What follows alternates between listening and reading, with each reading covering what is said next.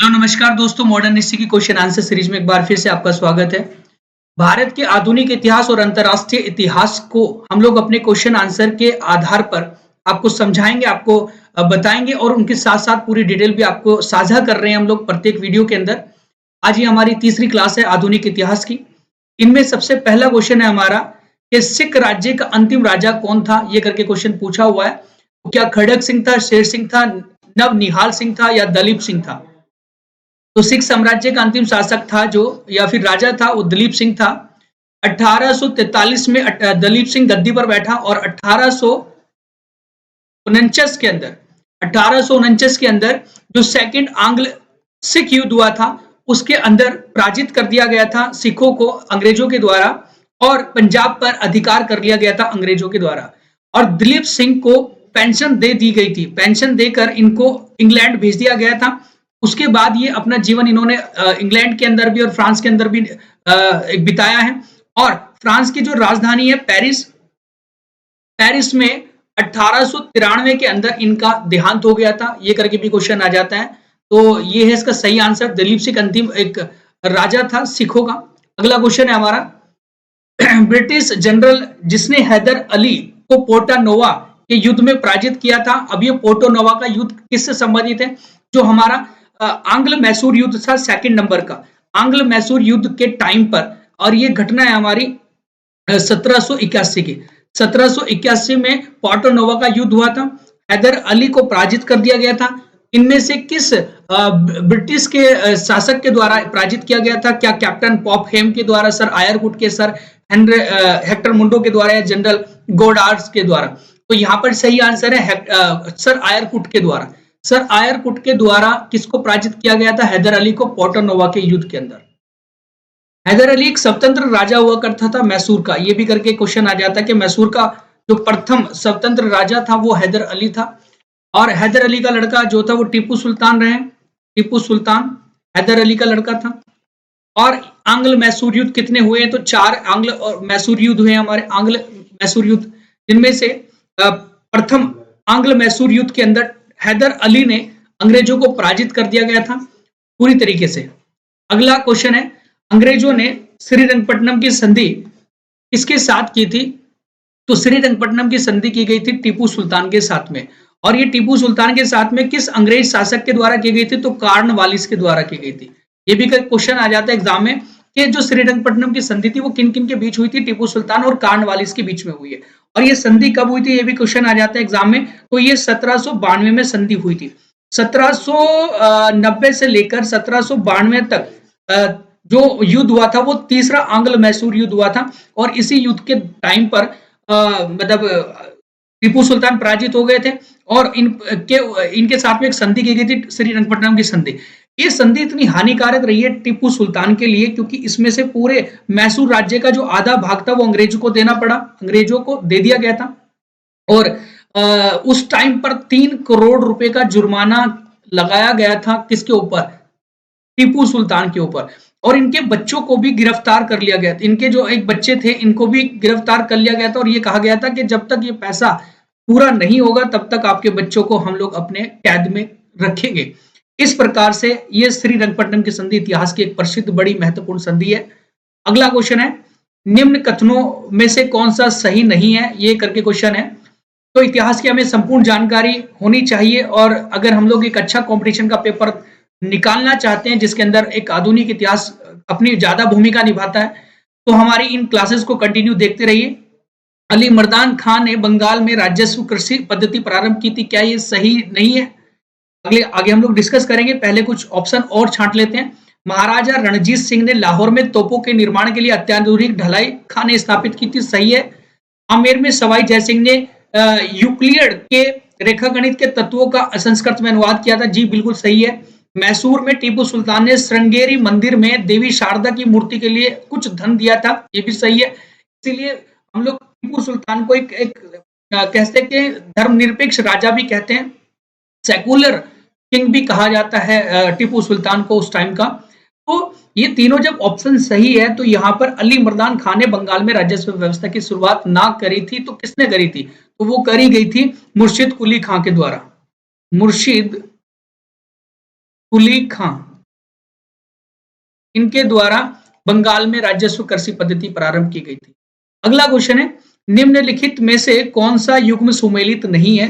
सामने कुछ युद्ध दिए गए हैं और इस साइड में कुछ अंग्रेजों के शासक दिए गए हैं। तो हेक्टर मुनरो क्या बक्सर से रिलेटेड है? लॉर्ड हेस्टिंग बंगाल नेपाल युद्ध से संबंधित है। तो हेक्टर मुनरो के टाइम पर ही बक्सर का युद्ध हुआ था, ये सही है। और लॉर्ड हेस्टिंग के टाइम पर ही आंग्ल नेपाल युद्ध हुआ था, सही है। लॉर्ड वेलेस्ली के टाइम पर चतुर्थ आंग्ल मैसूर युद्ध हुआ था, ये भी सही है। लॉर्ड कॉर्नवालिस के टाइम पर तृतीय आंग्ल मराठा युद्ध नहीं हुआ था। ये तृतीय जो आंग्ल मराठा युद्ध था वो लॉर्ड हेस्टिंग के टाइम पर ही था। लॉर्ड हेस्टिंग के टाइम पर ही था। देखो लॉर्ड हेस्टिंग, दो हेस्टिंग हमारे दो, एक वॉरेन हेस्टिंग्स थे जो बंगाल के पहले गवर्नर जनरल थे, उनका नाम है वॉरेन हेस्टिंग्स, ठीक है जी। वॉरेन हेस्टिंग्स ये बंगाल के पहले गवर्नर जनरल थे। 1773 में ये बने थे बंगाल के पहले गवर्नर जनरल। और ये खाली लॉर्ड हेस्टिंग है, ध्यान रखेंगे। तृतीय आंग्ल मराठा युद्ध जो है वो हमारा लॉर्ड हेस्टिंग के टाइम पर हुआ था। अगला क्वेश्चन है, इस्तमरारी बंदोबस्त किसने लागू किया था? लॉर्ड वेलेस्ली ने, वॉरेन हेस्टिंग्स ने, लॉर्ड कॉर्नवालिस ने, या फिर लॉर्ड डफरिन ने? तो इसका सही आंसर जाएगा लॉर्ड कॉर्नवालिस। इस्तमरारी बंदोबस्त को हम लोग जो कहते हैं वो स्थायी बंदोबस्त भी कहते हैं, परमानेंट सेटलमेंट। परमानेंट सेटलमेंट के नाम से भी इसको जाना जाता है। और इसके अन्य नाम भी हैं, जिसे जागीरदारी भी कहा जाता है या जागीरदारी भी कहा जाता है। इसके अलावा इसका हम लोग माल माल गुजारी भी इसे कहा जाता है। माल गुजारी किस व्यवस्था को कहा जाता है? तो इस्तमरारी को ही कहा जाता है। इसे 20वें दार भी कहा जाता है, 20वें दार व्यवस्था भी कहा जाता है। ये करके इसके कई सारे नाम हैं। और इस्तमरारी बंदोबस्त जो है वो एक बहुत बड़ा एक बंदोबस्त था कृषि से संबंधित, जो लगान ली जाती थी अंग्रेजों के द्वारा। ये कहां-कहां पर लागू था? ये भारत के संपूर्ण भारत के 19% हिस्से पर लागू था। इसमें अगर कोई क्षेत्र पूछे जाए तो बंगाल, उड़ीसा, बंगाल, उड़ीसा और बिहार, बंगाल, उड़ीसा, बिहार एवं कुछ वाराणसी वाला हिस्सा भी इसके अंदर रहा है उत्तर प्रदेश का। तो ये वो क्षेत्र हैं जो इसके अंदर शामिल थे जहां पर ये टैक्स या फिर ये लगान लगाई गई थी। और इस्तमरारी बंदोबस्त के अंदर जो जमींदार हुआ करते थे, जो जमींदार हुआ करते थे उनको मालिकाना हक दिया गया था, उनको मालिकाना हक दिया गया था।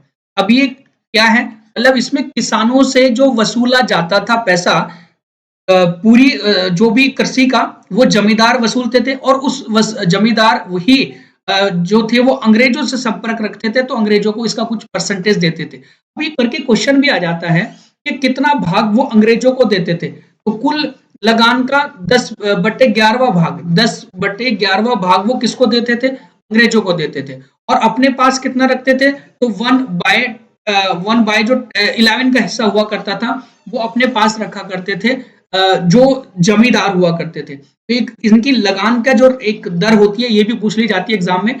तो ये इस्तमरारी बंदोबस्त है, लॉर्ड कॉर्नवालिस के द्वारा शुरू की गई है। बंगाल, बिहार और उड़ीसा के अंदर, वाराणसी के अंदर ये शामिल थी। मालिकाना हक किसको दिया गया था? जमींदारों को दिया गया था। और रेट दर कितनी थी इसमें? 10/11 भाग अंग्रेजों को देना होता था और 1/11 भाग अपने पास जमींदार खुद रखते थे। तो यहाँ पर किसानों का बहुत ज्यादा शोषण हुआ है, नॉर्मल जो किसान थे। अगला क्वेश्चन है हमारा, लॉर्ड कॉर्नवालिस का स्थायी बंदोबस्त लागू हुआ था कब? ये करके क्वेश्चन है हमारा, क्या 1787 में, 89 में, 88 में या 93 में? तो 1793 के अंदर यहाँ पर कॉर्नवालिस के द्वारा स्थायी बंदोबस्त लागू किया गया था। इससे प्रीवियस क्वेश्चन के अंदर हमने ये आपको सारा डिस्कस किया है कि कहां पर ये लागू हुआ था, भारत के संपूर्ण हिस्से के कितने हिस्से पर ये लागू किया गया था। अगला क्वेश्चन है हमारा, निम्नलिखित में से कौन ब्रिटिश शासन के दौरान रेतवाड़ी बंदोबस्त के प्रारंभ किए जाने से संबंधित है? तो देखो, रेतवाड़ी बंदोबस्त और स्थायी बंदोबस्त बहुत ज्यादा इंपॉर्टेंट हमारे। एक लगान वसूलने की प्रथा, वो जो बंदोबस्त था, सिस्टम था, लॉर्ड कॉर्नवालिस के संबंधित है? नहीं, लॉर्ड कॉर्नवालिस तो स्थायी बंदोबस्त से संबंधित था, अभी हमने डिस्कस किया। तो टॉमस मुनरो और अलेक्जेंडर रीड, जी हाँ, दोनों सही आंसर है हमारे। ये दोनों के दोनों संबंधित है किससे? हमारे रेतवाड़ी बंदोबस्त से। तो इसका सही आंसर जाएगा ऑप्शन नंबर सी, दूसरा और तीसरा, ये सही आंसर है। अब थोड़ा सा रेतवाड़ी बंदोबस्त के बारे में मैं बताऊं, इसमें किसानों से सीधा जो लगान थी वो वसूली जाती थी, किसानों से लगान वसूली जाती थी अंग्रेजों के द्वारा। इसका मतलब ये था कि इसमें रेतवाड़ी जो थे हमारे, अब रेतवाड़ी सिस्टम जो है वो कहां पर चला था, तो सबसे पहले मैं बात करूं 1809 ईस्वी के अंदर मद्रास का जो एक जगह हुआ करती थी, उस मद्रास की जगह का नाम था बारह महल। बारह महल, इसके इस जगह पर यहाँ पर पहली बार ये 1809 में चलाई गई थी रेतवाड़ी बंदोबस्त। उसके बाद 1820 के अंदर, देखो ये 1792 में पहली बार वैसे चलाई गई थी, मैं आपको बता दूं 1792 में पहली बार चलाई गई थी मद्रास के बारह महल में। फिर मद्रास में जो पूरे मद्रास में शुरू की गई थी वो 1809 में शुरू की गई थी। फिर 1820 के अंदर जो इसको कई अन्य जगहों पर भी लागू किया गया था मद्रास में, और इसके साथ साथ मद्रास के साथ साथ मुंबई में भी इसको शामिल किया गया था, या मुंबई वाले हिस्से में भी इसको लागू किया गया था। अब सबसे पहला क्वेश्चन तो ये है हमारा कि इसको जो शुरू किया गया था वो किसके द्वारा किया गया था, तो जनरल रीड ये करके क्वेश्चन आ जाता है। अलेक्जेंडर रीड जो थे इनके द्वारा रेतवाड़ी व्यवस्था की शुरुआत सबसे पहली बार 1800 मतलब 1792 में की गई थी, ठीक है।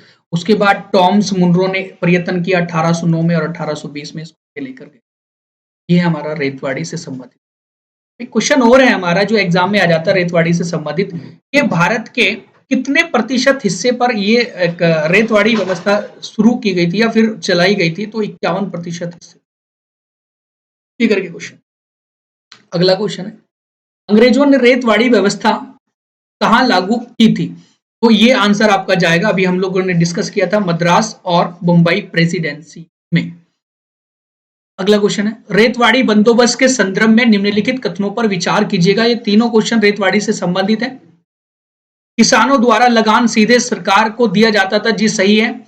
सरकार रेत को पट्टे पर देती थी, ठीक है। रेत मतलब जो भी हमारे किसान थे, किसानी करते थे पट्टे पर दिए जाती थी उनको। कर लगाने के पूर्व भूमि का सर्वेक्षण एवं मूल्य निर्धारण किया जाता था, ये करके क्वेश्चन है। तो इसमें तीनों ऑप्शन राइट है। कर लगाने से पहले जो भूमि थी उसका सर्वेक्षण कर दिया जाता था, फिर उसका मूल्य निर्धारण कर दिया जाता था अंग्रेजों के द्वारा कि इतने पट्टे पर हम लोग इतना पैसा लेंगे, और उसका सर्वे किया जाता था भूमि का, कितनी भूमि आपको दी जाएगी। ये सारी चीजें इसके अंदर सही है। तो किसानों द्वारा लगान सीधे सरकार को दिया जाता था, सरकार रेत को पट्टे देती थी, या फिर कर लगाने के लिए पूर्व में सर्वेक्षण किया जाता, मूल्य निर्धारण। ऑप्शन नंबर सी राइट है। अगला क्वेश्चन है, असम में सर्वप्रथम चाय कंपनी की स्थापना कब शुरू हुई थी या स्थापना हुई थी चाय कंपनी की, तो 1839 में। 1839 में असम के अंदर ये कंपनी की शुरुआत हुई थी, और इस कंपनी को जो कहा जाता है वो भारत की सबसे पुरानी चाय कंपनी के नाम से जानी जाती है, जो आज भी इंडिया के अंदर चल रही है। नजीरा नामक स्थान पर असम के अंदर ये कंपनी चलती है, जिसकी स्थापना 1839 में हुई थी। और इस कंपनी का नाम है द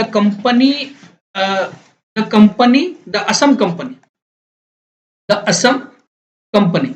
ये कंपनी जो थी, ये जो बनाई गई थी वो इंग्लैंड के अंदर बनाई गई थी, और इसका मुख्यालय फिर असम में बनाया गया था। तो इसका सही आंसर है 1839 में चाय कंपनी की स्थापना, या भारत की सबसे पुरानी चाय कंपनी की स्थापना 1800। भारत में सबसे ज्यादा चाय का उत्पादन भी कौन सा राज्य करता है, तो वो है असम राज्य, ठीक है। लेकिन दार्जिलिंग की चाय को 2004 के अंदर जीआई टैग दिया गया था, ये भी आपको पता होना चाहिए। दार्जिलिंग की चाय बहुत ज्यादा, कहते हैं हम लोग, एक क्वालिटी बेस्ड चाय है, ठीक है। अब लोग दक्षिण भारत की बात करें तो नीलगिरी पर्वत श्रेणी पर चाय की खेती की जाती है कुछ, तो दक्षिण भारत के अंदर। अगला क्वेश्चन है, दादा भाई नौरोजी द्वारा प्रतिपादित अपुवाह सिद्धांत ड्रेन थ्योरी की सही परिभाषा निम्न नीचे दिए गए कथन में से कौन सी है, तो देश के संसाधनों का उपयोग ब्रिटेन के हित में किया जा रहा था, बिल्कुल गलत आंसर है। ड्रेन थ्योरी में आपको पहले समझा दूं है क्या, कि जो निकासी का सिद्धांत है, इसे कहते हैं हम लोग निकासी का सिद्धांत। निकासी क्या है कि भारत से जितना भी पैसा कमाया जाता था उसको सीधे कहां पर भेज दिया जाता था, ब्रिटेन में भेज दिया। और ब्रिटेन में से वही पैसा फिर टैक्स के मतलब लोन के माध्यम से इंडिया में आता था और उसी से कार्य कराया जाता था। इसे ड्रेन थ्योरी कहते हैं हम लोग। तो भारत की राष्ट्रीय संपदा का एक भाग अथवा कुल वार्षिक उत्पादन ब्रिटेन को निर्यात कर दिया जाता था, जिसके लिए भारत को कोई वास्तविक प्रतिफल नहीं मिलता था। जी बिल्कुल सही आंसर है ये वाला। सही आंसर इसलिए क्योंकि जितना भी उत्पादन हुआ करता था भारत के अंदर, या जितना भी कुल वार्षिक उत्पादन था, या फिर जितना भी हमारे भारत में संपदा थी, संपत्ति थी, प्रॉपर्टी थी, उसको ब्रिटेन में निर्यात कर दिया जाता था और उसके बदले में कोई वास्तविक प्रतिफल हमें नहीं मिलता था। तो ये इसका सही आंसर है। आगे आप लोग पढ़ सकते हैं, साम्राज्यवादी शक्ति के संरक्षण में ब्रिटिश उद्योगपतियों को भारत में निवेश का अवसर दिया गया, बिल्कुल गलत है। भारत में ब्रिटिश सामान का आयात किया गया, गलत है बिल्कुल। तो इसका सही आंसर था हमारा। ड्रेन थ्योरी आप लोग समझ गए होंगे। क्वेश्चन एग्जाम में आता है कि ड्रेन थ्योरी दी किसने थी? दादाभाई नौरोजी ने। और किस पुस्तक में दी गई थी? तो इस पुस्तक का नाम है poverty and un British rule, un British rule in India, un British rule in India. ये पुस्तक है दादाभाई नौरोजी की, कई बार एग्जाम में आ चुकी है, अलग अलग कॉम्पिटेटिव पेपर में कई बार पूछ लिया गया है इस पेपर पुस्तक के बारे में कि इस पुस्तक का संबंध किससे? दादाभाई नौरोजी से। अगला क्वेश्चन है, ब्रिटिश हाउस ऑफ कॉमन्स में चुने जाने वाले दादाभाई नौरोजी प्रथम भारतीय थे जिन्होंने इस दल के पर चुनाव लड़ा था। तो लिबरल पार्टी, उदारवादी लिबरल पार्टी से इन्होंने चुनाव लड़ा था। और ये जो चुनाव लड़ा था वो कब लड़ा था? क्वेश्चन ये भी पूछ लिया जाता है। तो 1892 में इन्होंने चुनाव लड़ा था और जीत हासिल कर दी गई थी। इन्होंने ब्रिटेन के अंदर एक पार्टी का गठन किया था, उस पार्टी का नाम था लंदन इंडिया सोसाइटी। ये एक पार्टी थी। इस पार्टी का गठन इन्होंने जो करा था वो 1865 में किया था। और किसके साथ मिलकर किया गया था? तो डब्ल्यू.सी. बैनर्जी के साथ में मिलकर किया। डब्ल्यू.सी. बैनर्जी के साथ में मिलकर लंदन इंडिया सोसाइटी की स्थापना इन्होंने की थी लंदन में। काफी एक अच्छा प्रयत्न इन्होंने किया वहां पर। उसके बाद इन्होंने लिबरल पार्टी से चुनाव लड़ा था और भारत के पहले व्यक्ति थे तो जो ब्रिटिश के हाउस ऑफ कॉमन्स में पहुंचने वाले व्यक्ति थे, दादाभाई नौरोजी। इन्हें द ग्रेट ओल्ड मैन के नाम से भी जाना जाता है, द ग्रेट ओल्ड मैन के नाम से भी जाना जाता है। ये भी करके क्वेश्चन आ जाता है, भारत के वृद्ध व्यक्ति किसे कहा जाता है। अगला क्वेश्चन है, दक्षिण भारत में सिंचाई व्यवस्था का अग्रदूत किसे कहा जाता है? देखो सिंचाई के जो इंजीनियर थे कौन थे, ये करके क्वेश्चन आ जाता है। और दक्षिण भारत में बहुत ज्यादा प्रयत्न किया सिंचाई को देने के लिए, अलग अलग जगह पर डैम्स भी इनके कुछ प्रोजेक्ट, मतलब इनकी कुछ जो इनकी जो खुद की प्रोजेक्ट थे, इस प्रोजेक्ट पर कुछ डैम भी बनाए गए हैं इंडिया के अंदर। तो ये करके क्वेश्चन आ जाता है। सर आर्थर कॉटन ये वो व्यक्ति हैं जिन्हें दक्षिण भारत में सिंचाई व्यवस्था का अग्रदूत। अगला क्वेश्चन है, अंग्रेजी भारतीय सेना में चर्बी वाले कारतूस से चलने वाली अनफील्ड राइफल कब शामिल की गई थी? नवंबर 1856 में, दिसंबर 1856 में, जनवरी 1857 में, फरवरी 1857। तो 1857 का युद्ध हुआ, 1857 का युद्ध हुआ था। ये क्रांति थी 1857 की। ये कहा जाता है कि चर्बी वाला एक कारतूस था, चर्बी वाला कारतूस हुआ करता था। अब ये जो कारतूस था ना, ये कहा जाता है कि ये इन्होंने ये कुछ धार्मिक रूप से भारत के अंदर हस्तक्षेप करना शुरू कर दिया गया था ब्रिटिश सरकार के द्वारा, ब्रिटिश ईस्ट इंडिया कंपनी के द्वारा। और ये कहा जाता है कि चर्बी वाला कारतूस जो था उसे, उसका नाम क्या था? तो अनफील्ड राइफल, अनफील्ड राइफल इस बंदूक का नाम हुआ करता था। इससे पहले ब्राउन बेस बंदूक चला करती थी। इस ब्राउन बेस बंदूक को बंद करके अनफील्ड राइफल चलाई गई थी। और ये अनफील्ड राइफल चलाई कब गई थी, है ना? ये क्वेश्चन आ जाता है, अनफील्ड राइफल चलाई कब गई थी? तो आपका आंसर लगेगा दिसंबर 1856 में। दिसंबर 1856 में इस बंदूक का प्रचलन किया गया था, शुरुआत की गई थी अनफील्ड राइफल। और यही वो बंदूक है जिससे मंगल पांडे ने दो अंग्रेजी अधिकारियों को सर्जेंट ह्यूसन और लेफ्टिनेंट बाग को गोली मारकर एक को घायल कर दिया गया था और उनकी हत्या कर दी गई थी, और मंगल पांडे को इसी की वजह से, इसी कारण फांसी की सजा हुई थी। और ये भारत के ऐसे क्रांतिकारी हैं, ये भारत के ऐसे व्यक्ति हैं जिन्होंने 1857 की क्रांति से पहले ही एक शहीद हो गए थे भारत के लिए। अगला क्वेश्चन है, भारत के प्रथम स्वतंत्रता संग्राम का तत्कालीन मुख्य कारण क्या रहा है? मतलब जो हमारी प्रथम स्वतंत्रता संग्राम कहा जाता है 1857 की क्रांति को, तो इसका जो मतलब तत्कालीन कारण रहा था उस समय का मुख्य, तो वो क्या था? ऐसे तो बहुत सारे कारण रहे हैं, आर्थिक कारण रहा है, सामाजिक कारण रहा है, धार्मिक कारण रहा है, या फिर बहुत सारे ऐसे कारण रहे हैं, लेकिन उस समय का तत्कालीन क्या कारण रहा था, वो था हमारा अंग्रेजों का धर्म के अंदर हस्तक्षेप कर देना, है ना? जैसे वो कारतूस वाली बंदूक, अभी चर्बी वाली कारतूस का प्रारंभ किया गया था, तो वो क्या है कि धर्मों में हस्तक्षेप उन्होंने करना प्रारंभ किया गया था। अन्यथा कई सारी ऐसी बहुत सारी दिक्कतें पैदा कर दी गई थी अंग्रेजों के द्वारा 1857 की क्रांति में, जो भारतीय लोगों ने मजबूर होकर अंग्रेजों के खिलाफ युद्ध लड़ा था या क्रांति लड़ी थी। अगला क्वेश्चन है, 1857 के विद्रोह के दौरान बहादुर शाह ने किसे साहब ए आलम का खिताब दिया था? क्या अजीमुल्ला खां को दिया, वीरजिस कादिर को दिया, बख्त खान को दिया, हसन खान को दिया? तो आंसर लगेगा आपका बख्त खान। बख्त खां ही उस समय 1857 के सेनापति 1857, देखो बख्त खां जो थे, वो जो बहादुर शाह जो सेकंड थे, बहादुर शाह जफर जिन्हें कहा जाता है, वो इनके सेनापति भी रहे, सेनापति भी रहे। दिल्ली की तरफ से जो 11 मई 1857 को युद्ध लड़ा गया था या फिर ये क्रांति में भाग लिया गया था, तो उसमें बख्त खां ने अपनी पूरी भूमिका निभाई थी, और बख्त खां को ही बहादुर शाह ने शाह ए आलम की उपाधि से नवाजा था, और बहादुर शाह ही अंतिम अंतिम मुगल शासक था, अंतिम मुगल शासक था बहादुर शाह जफर। और इनका जो देहांत था वो कहां पर हुआ था? वो रंगून में हुआ था। अब रंगून कहाँ है? ये पड़ता है बर्मा के अंदर, बर्मा मतलब म्यांमार के अंदर। तो रंगून में, म्यांमार के अंदर किस मुगल बादशाह की समाधि है? तो आपका आंसर लग जाएगा, या मकबरा है, वो है बहादुर शाह का।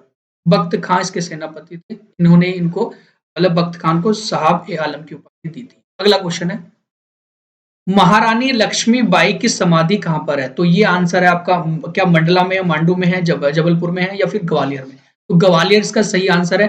ह्यूरोज, आपने नाम सुना होगा, 1857 की क्रांति में महारानी लक्ष्मीबाई को इन्होंने एक ऐसा, सोई हुई सभी महिलाओं में एकमात्र मर्द किसे कहा था? तो वो कहा था रानी लक्ष्मीबाई को। इस भारत के अंदर सारी महिलाएं सोई हुई है, लेकिन इन सभी सोई हुई महिलाओं में एकमात्र मर्द है, वो है रानी लक्ष्मीबाई, क्योंकि इनकी बहुत बड़ी एक संघर्षता को देखते हुए, इनकी मतलब बहुत ज्यादा एक इनकी सफलता को देखते हुए कि इन्होंने कितना परेशान उस समय हीरोज को किया, क्योंकि हीरोज ने ही दमन किया था झांसी से 1857 की क्रांति का, और झांसी से नेतृत्व कर रही थी महारानी लक्ष्मीबाई।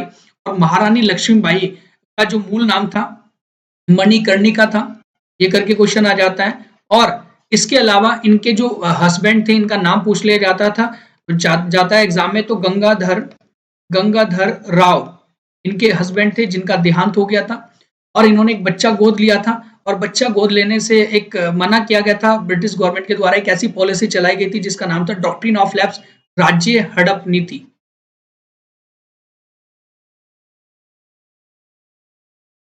लॉर्ड डलहौजी के टाइम पे चली थी। तो रानी लक्ष्मीबाई का मेन कारण भी इसी तरीके से रहा कि इन्होंने ऐसी पॉलिसी चलाई है कि राज्य हड़प नीति, जैसे कि कोई भी साम्राज्यवादी किसी बच्चे को गोद नहीं ले सकता, ठीक है?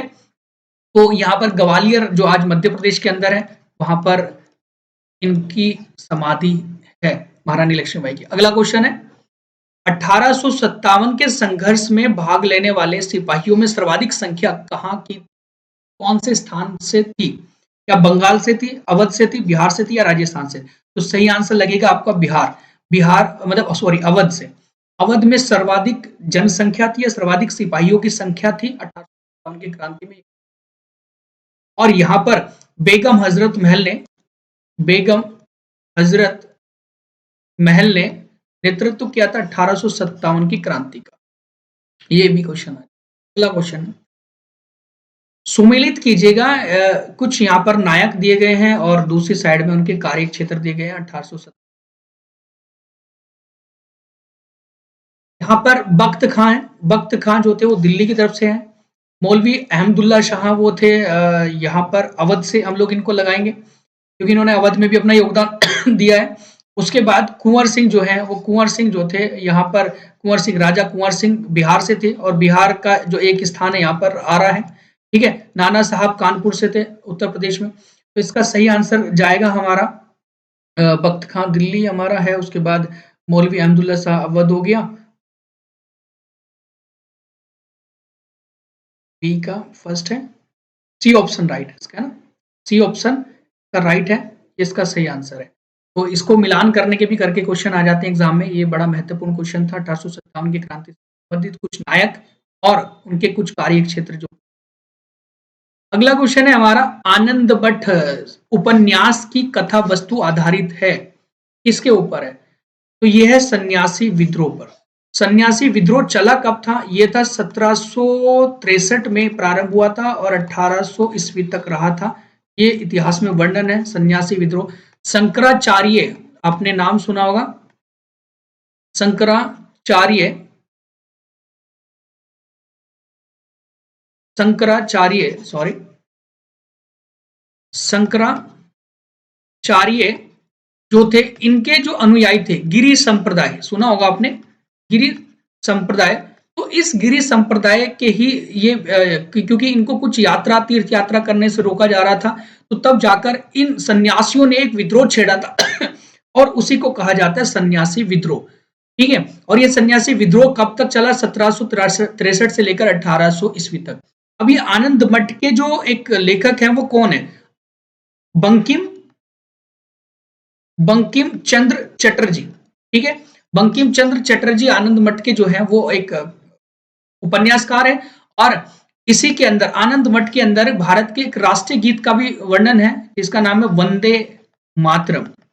वंदे मातरम, तो वंदे मातरम का वर्णन कौन से उपन्यास के अंदर हमें मिलता है? तो आनंद मठ के अंदर मिलता है। वो किसके द्वारा लिखा गया? बंकिम चंद्र चटर्जी के द्वारा है और बंकिम आनंद मठ के अंदर ही सन्यासी विद्रोह का वर्णन है। अब क्वेश्चन एग्जाम में आता है महत्वपूर्ण कि वंदे मातरम को पहली बार भारत के जो हमारे अधिवेशन हुआ करते थे अंग्रेजों के, मतलब सॉरी, तो हमारे कांग्रेस के अधिवेशन हुआ करते थे, तो कौन से कांग्रेसी अधिवेशन के अंदर वंदे मातरम को पहली बार गाया गया था? तो 1896 के अधिवेशन, कोलकाता अधिवेशन के अंदर, कोलकाता अधिवेशन के अंदर पहली बार गाया गया था वंदे मातरम, भारत का जो राष्ट्रीय गीत। तो ये थे आज के मॉडर्न हिस्ट्री के बहुत ज्यादा जरूरी क्वेश्चन, इनकी साथ साथ डिटेल भी हम लोग आपसे साझा कर रहे हैं। आगे की हमारी जो क्लासेस आएंगी उसके अंदर हम लोग धीरे धीरे नेशनल मूवमेंट पर पहुंचने वाले हैं, तो उसमें और भी आपको अच्छा लगेगा और भी सही हमारी एक्सप्लेनेशन आपको मिलेगी, जो एग्जाम में हमारे क्वेश्चन काफी जरूरी रहते हैं। हमारी वीडियो को वॉच करिएगा और subscribe to our channel and thank you so much.